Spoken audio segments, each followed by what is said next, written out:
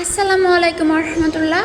New মার্কেটে second গেটের এখানে আল খালিস মিষ্টান্ন ভান্ডার নামের এই দোকানটার মাঠা এত পরিমাণ মজা যেটা বলার বাইরে। আমি ফার্স্ট যেদিন ওই দোকানের মাঠা খাইছি তার পরবর্তীতে মাঝে মধ্যেই এখন খাওয়া হয়। সিরিয়াসলি টেস্ট না করলে বুঝতে পারবেন না এই দোকানের মাঠাটা কি পরিমাণ মজা। এগুলার বোতল 40 টাকা করে। আসসালামু আলাইকুম রহমতুল্লাহ। ফরিদপুরের মেডিকেল রোডের নিউ স্টার কাবাব রেস্টুরেন্টের খাবার কম বেশি তোমরা কে কে টেস্ট করছো? ভেতরে ঢোকার পরেই চোখে পড়ে তাদের রেস্টুরেন্টের ছাদের ডেকোরেশন, কি সুন্দর করে ভাঙ্গা গোল চত্বর বানানো, আর দেয়ালে আবার পদ্মা সেতু। আমরা অর্ডার দিয়েছিলাম 8 ইঞ্চি একটা চিকেন পিৎজা, 2টা কোল্ড কফি, আর সঙ্গে ছিল চিকেন চাউমিন আর রেগুলার ফ্রাইড রাইসের একটা চিকেন কারির প্লেটার। তাদের প্রতিটা খাবারের টেস্টই অনেকটাই ভালো ছিল। পার্সোনালি চাউমিনটা খুব বেশি মজা ছিল।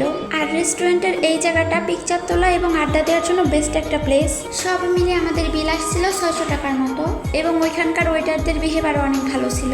আসসালামু আলাইকুম রহমতুল্লাহ। ফরিদপুরের মেডিকেল রোডের নিউ স্টার কাবাব রেস্টুরেন্টের খাবার কম বেশি তোমরা কে কে টেস্ট করছো? ভেতরে ঢোকার পরেই চোখে পড়ে তাদের রেস্টুরেন্টের ছাদের ডেকোরেশন, কি সুন্দর করে ভাঙ্গা গোল চত্বর বানানো, আর দেয়ালে আবার পদ্মা সেতু।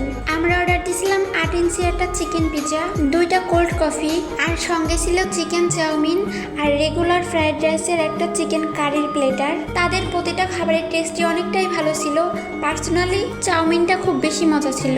আর রেস্টুরেন্টের এই জায়গাটা পিকচার তোলা এবং আড্ডা দেওয়ার জন্য বেস্ট একটা প্লেস। সব মিলে আমাদের বিল আসছিল 600 টাকার মতো, এবং ওইখানকার ওয়েটারদের বিহেভিয়ারও অনেক ভালো ছিল।